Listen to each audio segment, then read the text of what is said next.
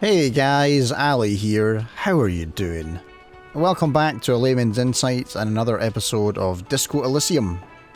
In the last episode we found out quite a bit about this little lady here, and her history with cryptids, and her discovery of one which led her to her current soulmate, which is kind of nice actually. That's a nice little story. But I did a little bit of thinking since last time I played, and I thought to myself, well, hold on. Everything seems to be pointing me towards the strike. The lorry drivers, especially the lady driver, who we still need to find. So maybe I should just focus on that for now, because nothing else seems to be kind of bearing me any fruit. I'm just still happy that I have a free place to live. That's pretty sweet. Anyway, I hope you're all having a good day. Thank you for joining me again. Let's see if we can make some more progress in this. That's a good tune. Okay, it's snowing outside again. I have an alert here for some reason. What did I do? Oh yeah, I found the cryptozoologist. Oh yeah, I need to obviously check the traps as well. So I'll need to do that too. I'm going to see if anything new happens in the conversation trees with this guy and the other lady and whoever else. Now it's turning into a kind of a snow limbo, man. Alright. Alright. I don't know if I want to go for that. Let's see. I've got a new conversation point here. I'm a little bit hazy on the last conversation I had. I remember we were talking about the lady driver and he wasn't very willing to divulge much information because he felt like he was going to betray her. Obviously, I have since found out that the car that I thought that she maybe got away in earlier on in the game was actually driven by me. So maybe I was a bit wrong there. What? Oh, sorry. I told you she's my friend. Alright. Please don't make me give her up, detective. Get someone else. There's a ton of drivers here. Put yourself in my shoes. I need this for another investigation too. It's important, and I can't blow it. You're not going to put a bullet in your head if you blow it, are you? Because she's on the edge, man. Fine, I'll try someone else. Thank you, friend. Okay, that's all for now. Now, I need better empathy skills. I want to see what's in his eyes. I'm going to try talking to the old lady in this blizzard that I seem to be weathering. Haha, weathering. Like an absolute trooper, I might add. Oh, I need to get some more resources from Fritz. Sorry, Fritz. This place is on the Fritz. Layman, you caught me at an opportune moment. This awful weather keeps me awake. You can entertain me with your questions. Okay, I think I know what's going on with you. And what is that? You're a pail driver. You transport goods through the pail. Great. He asked the Pines rep about the pill. I did. You don't have to protect me from this. I'm a big boy. Fine then. Just try not to black out again. And don't contemplate. We don't have time for that. Oh, I'm contemplating, Kim. I'm drawing existential conclusions from this. I don't know about that. Everything is related to the pail. My condition, the case, everything. It's all intraponetic. Okay, I'm gonna have to, I have to look up that word, sorry. Intraponetic. Definition. What have we got here? Merriam-Webster. Oh no, that's the wrong word. That's anthropogenic. That's not what I'm looking for. Intraponetic. Intraponetic. Oh, hold on. That's not a word, is it? I can't find it. Internet says no, so that must mean he's just trying to sound smart. That is exactly what I didn't want you to think. Ma'am, my partner wanted to know if you work in pail transport. No offense. But your partner? She lights the cigarette. A white and silver cloud of smoke disappears into her mouth. Seems like a bit of an idiot. Ah, well, I mean, that's subjective. I mean, a bit. Some people would say quite an idiot. But, you know, I'll take it when I can get it. I'll take the compliment. Republica, a filterless cigarette from Mist.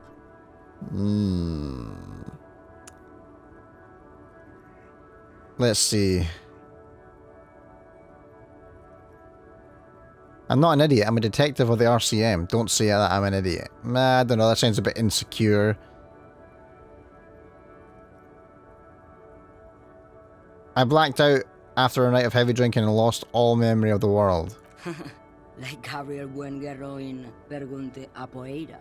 Yeah, sure. You're the opposite of me, then. I remember everything. Even things I never knew. Amazing. Things you never knew? The smell of liquor on Gabriel's lips after the shoot. In the motor park. The roses on the day of Franco Negro's coronation. On the grand stairs of Ryle. The smoke from the Fowling piece when Dolores Day was shot. Oh, wow. The look on her face, like an orgasm. The wound in her chest. My hand in my father's hand. Except I never had a father, and I never shot her innocent as Dolores Day. Ha. Isn't that dangerous? Thought insertion? Dithering? The Grad Catalan Magistral? It's more than dangerous. It's sad.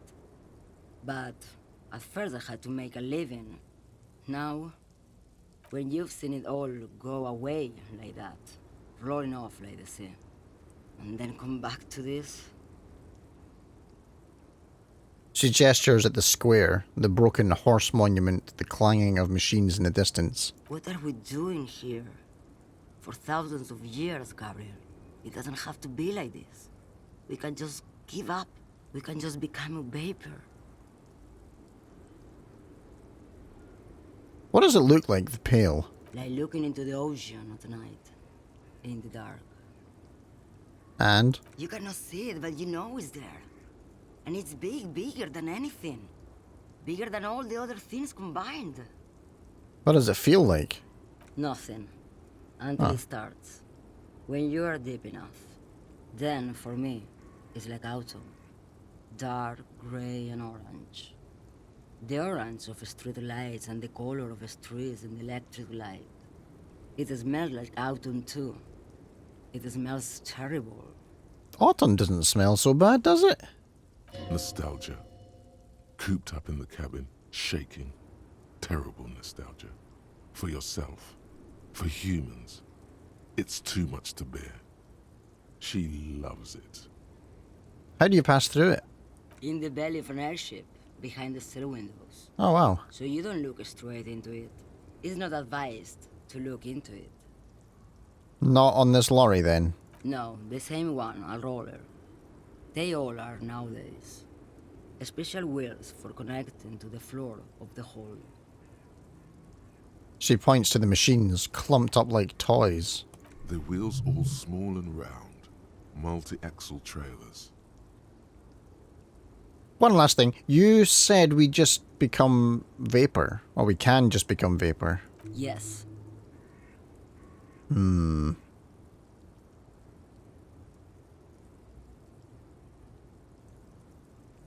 Hold on. These two... I need to read these carefully. I would rather have what I have than what you have. I would rather have what you have than what I have. I feel I already have what you have in some way.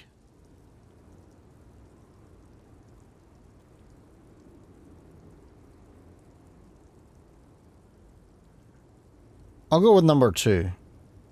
They say there is a point. One that I have not crossed. In the Pale, super deep. If you stray too far, of course, on the U41A, or in Lomonosov's land, where every step you take is one step further from home, no matter the direction. It's a point you cannot come back from. Your mind becomes so radiant with the past, there is a flip. Instead of writing, it erases memory, nearing some kind of indescribable finale.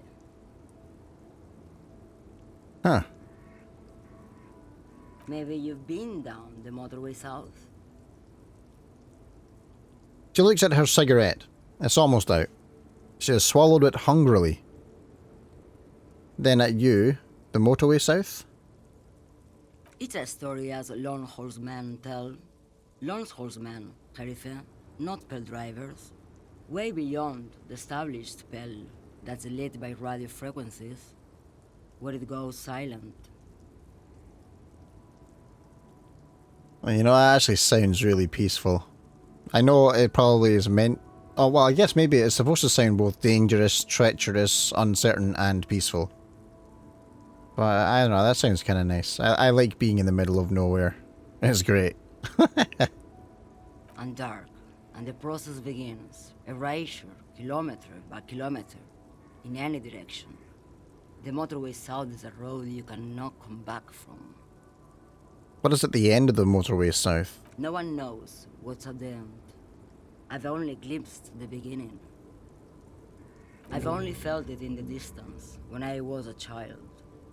A child growing on the leg. Ma'am? Josiane. A sigh escapes her lips, then silence, as she stares within herself. There is nothing more to do now. She's far away. She is receding in the clutches of some indescribable scattered emotion. A child descending. You fried both your brains enough for today, detective. Yeah, maybe. He inspects her, no response. Let's get some air. This one's far gone. He shakes his head, silently, as he turns to leave. Alright, so I guess we got a little more insight into the Pale there. There's gotta be someone else I can talk to. I don't want the poet guy to betray the lady. I wouldn't want to be in that position either.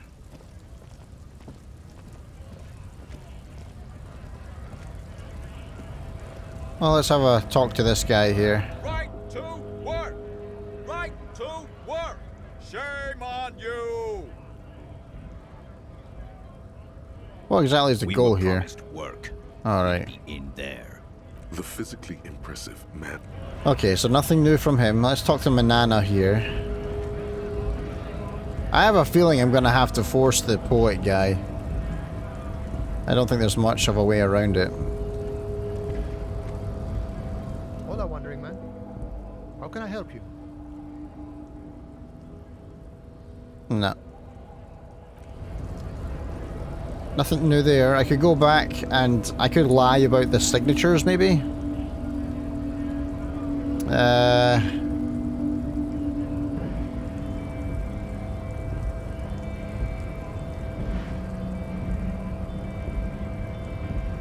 No, I'm gonna go to the poet. Oh, well... I'm gonna see if Measurehead has anything new to say. We've become friends. Or at least closer than we used to be. Since he helped me with the tree. I'm just lying to myself here, obviously. He cares about nobody. Oh, there's a window there I never checked.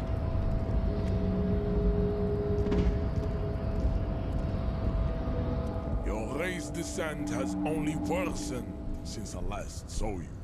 Alright. Really let yourself go. Okay, so nothing new there. I thought we were friends, man. I thought we were friends.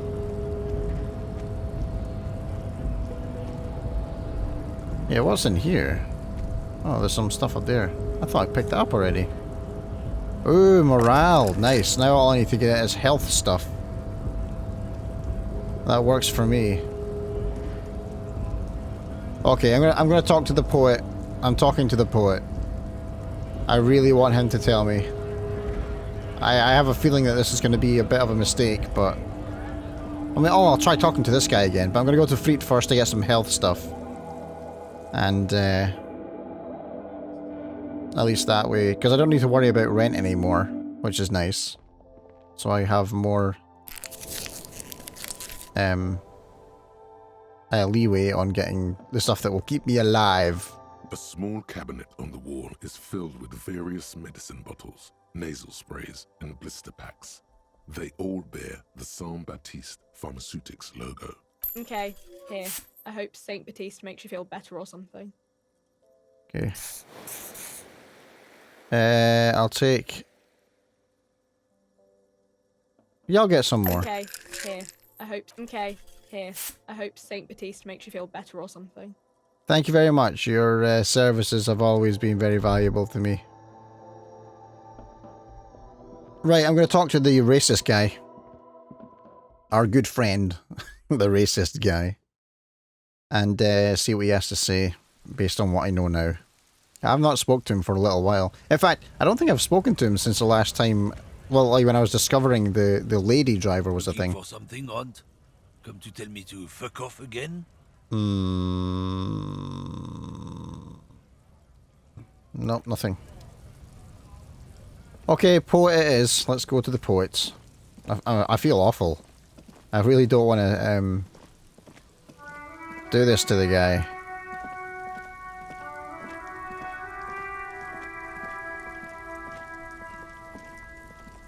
Still here. Stuck in this damn jam, my man. What's up? I've changed my mind about your friend, the lady driver. What? But I told you she's my friend. Please don't make me give her up, detective. Get someone else. There's a ton of drivers here. Yeah, but none of them are talking, man. She's a suspect, and I need you to tell me where she is, or I can't finish the investigation.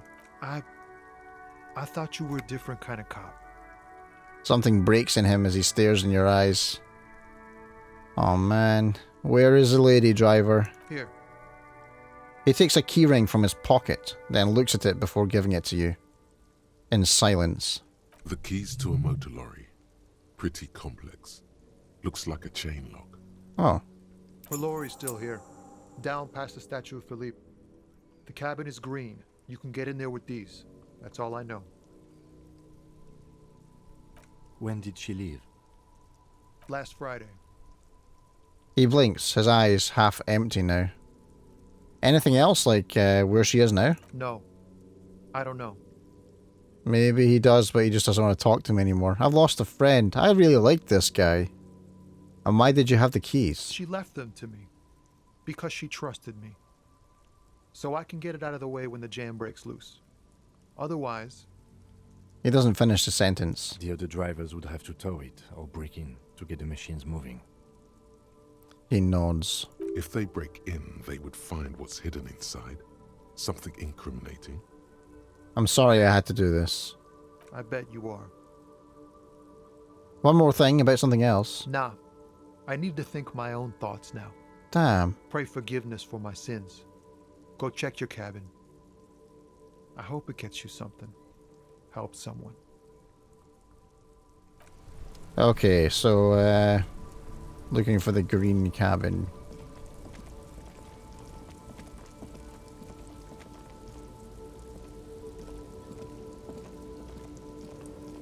He said past this monument, right?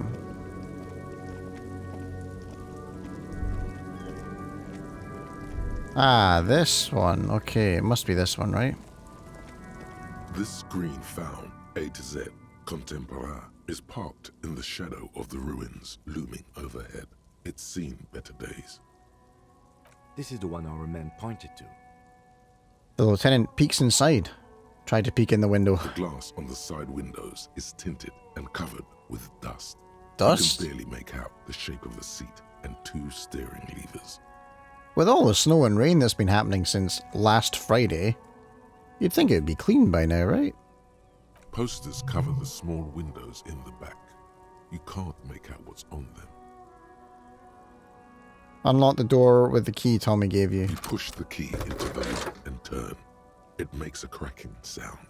Then the door pops back a few centimeters. You can just... Let's open it.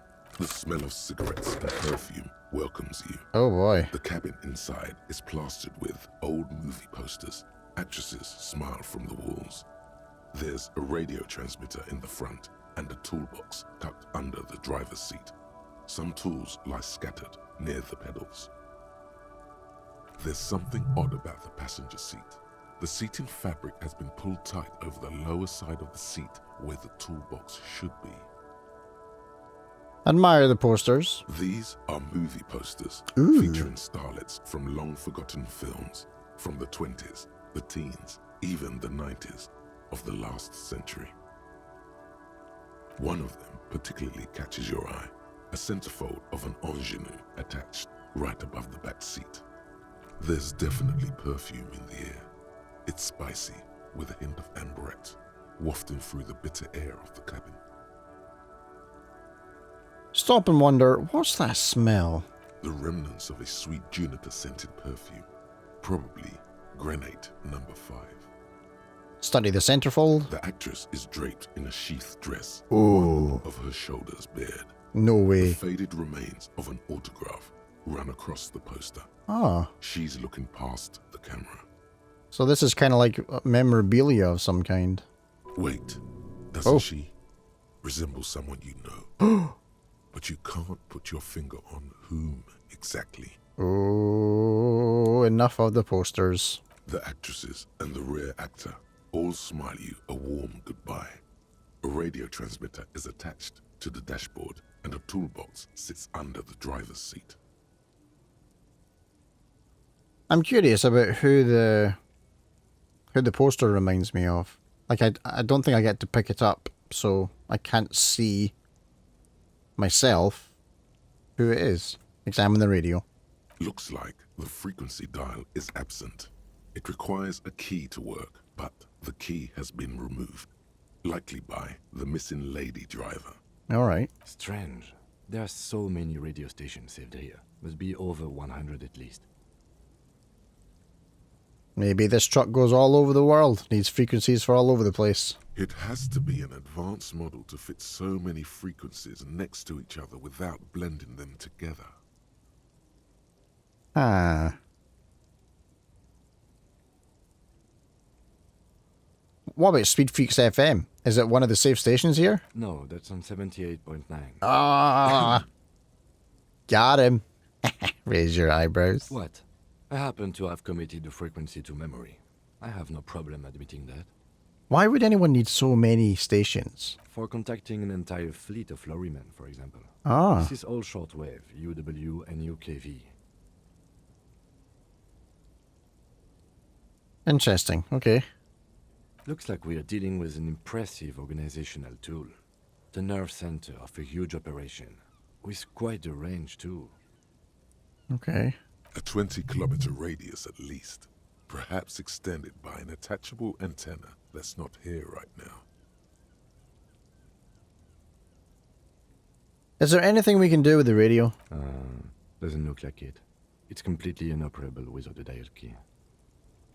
What else is there? Ghostly actresses, and the rusty toolbox under the driver's seat, and the oddly bulging seat cover. Okay, I'm going to check the pedals. You wedge yourself under the steering wheel to get a better look. Seems like the few tools lying around here, a hammer, a pair of pliers, a rusty wrench, have been casually thrown there by the disorganized driver. All right. But one odd detail does catch your eye. A piece of sandpaper has been glued to the throttle. Oh, no way. The worn out shoe. The 8th Hardy. Boy/girl. That is odd. Sandpaper adds extra grip. Looks like the driver has glued a piece of sandpaper to the throttle to offer some extra grip. Sandpaper? A novel technique? The sandpaper would rub off the pattern from the driver's right boot sole. Yes? One of the footprints at the crime scene had an aberration. One sole was smoother than the other. Which means that the missing lady driver was present at the lynching. The lieutenant's eyes light up behind his prescription lenses.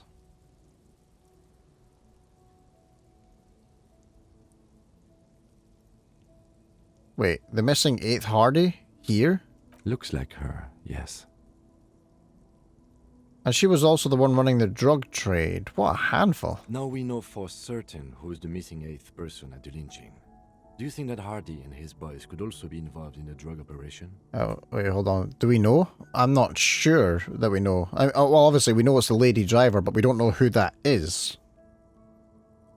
I don't... Honestly, I don't think the Hardy boys are smart enough to get involved in that. I think they're quite happy just being the police force of the local community.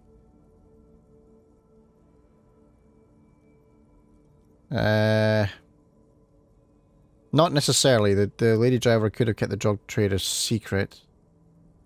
That would fit with what Joyce told us, but I don't want to make any assumptions. That's true. Yep, I don't want to make any assumptions. Understood. We should still go and see what Titus has got to say on the matter. Are we finished with the lorry? The movie stars are still smiling from the walls. The radio transmitter sits on the center console, and a faint smell of perfume is in the air. Right, okay, so we're going to peel off the cover of the passenger seat, find out what's making the bulge. Voila! A stack of neatly folded papers has been stashed behind the seating fabric. You see 3 maps depicting a large metropolitan area. It's Revachol. Some of its routes and highways have been outlined with a pen. Bonne prise. The lieutenant commends you as you shift through the treasure. Shift? I think it's meant to be sift. Sift through the treasure, well worn and folded into neat squares. Fold open the topmost map. This large map displays the elevated motorway called 881. The intake leading to Martinez is marked with a blue X. There's another X on the off-ramp at a place called the Old South. Toll booths at the intakes are marked with a circle. It looks like there are scant few ways of getting onto the elevated motorway that runs over Jamrock, and this person knows them all. Wow. There, hundreds of thousands of motor carriages roar on the 881, high above the mess of brown and red roofs that is Jamrock.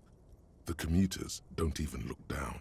The world ceases to exist outside the windshield.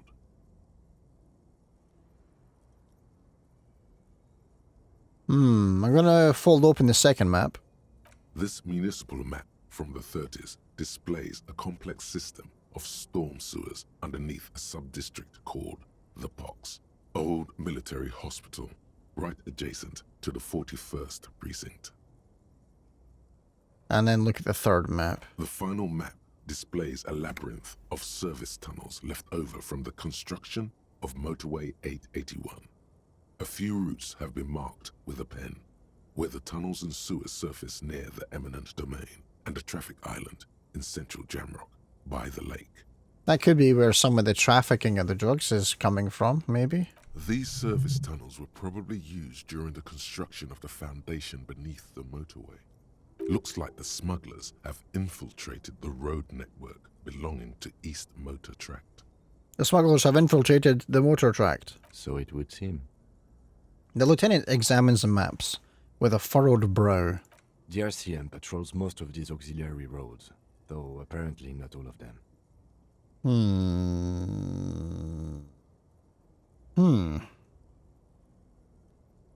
Where does the contraband end up? Hard to say. This distribution network looks certainly large, yet still vague enough. It doesn't reveal much about the Besmerti behind it.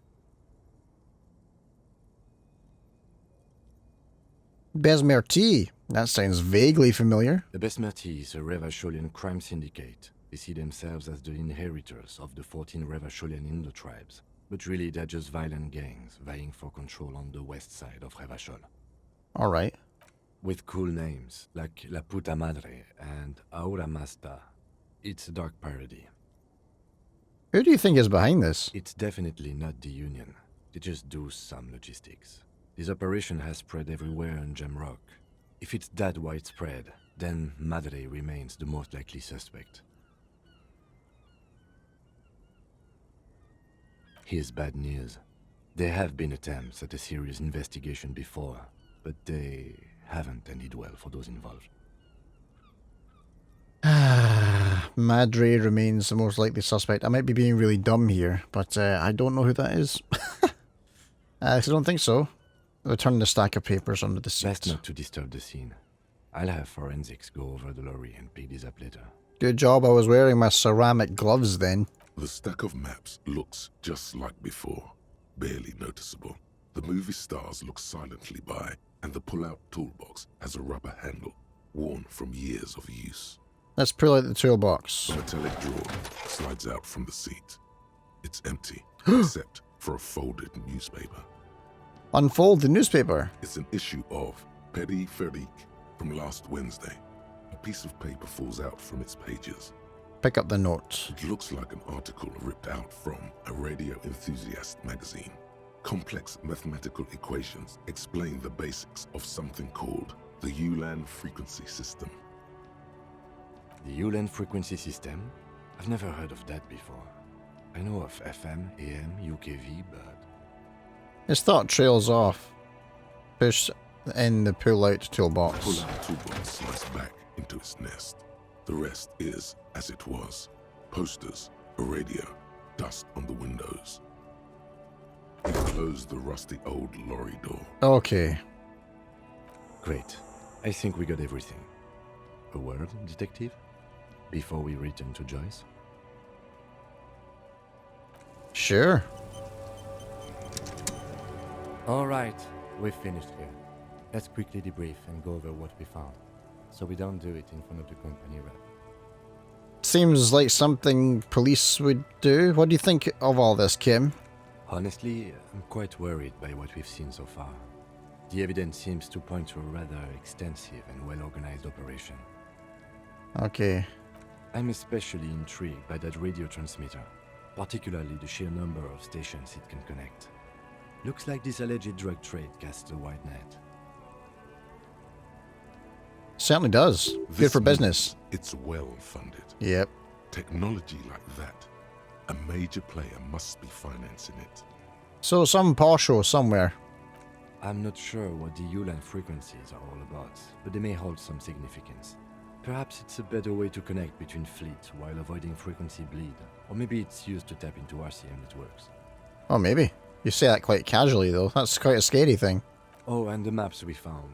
They reveal the geographical extent of the operation. Looks like they've used abandoned tunnels and access roads to stay hidden. This is useful info. Yes, it is. And last but not least, it looks like the Hardy Boys knew this driver, as we know that she was present at the lynching. This may be the Union connection we've been searching for. The probe and the case converged, he thinks. This was quite the find. Okay, what about the movie posters? How do they factor into all this? As elegant as they are, I don't think they are relevant to the drug trade. Okay. Don't be fooled. Desire always plays a role. A lot of women there. Especially for a ladies' driver cabin. That's a bit close-minded. Maybe the trader's some sort of cinephile? Yes, well... He doesn't say anymore. So it turns out this is the connected... This is connected to the... This is connected. What? Okay, so it turns out this is connected to the Union. Like Joyce told us, yes, logistically. But don't expect to bust this open during our stay here. At best, this is an angle we can use against them, to other ends, as extra ammunition. Oh. Meaning, someone as slippery as Everard won't be caught by a couple of cops and some stuff they found in some cabin. Will the RCM open an investigation into this? We should return to the murder case. See what Joyce tells us about the lynching. Okay. When we are done for the day, I call my station and suggest our narcotics department look into it. I could do that. There are more than enough grounds to start an official investigation. Sometime later, when we are done here.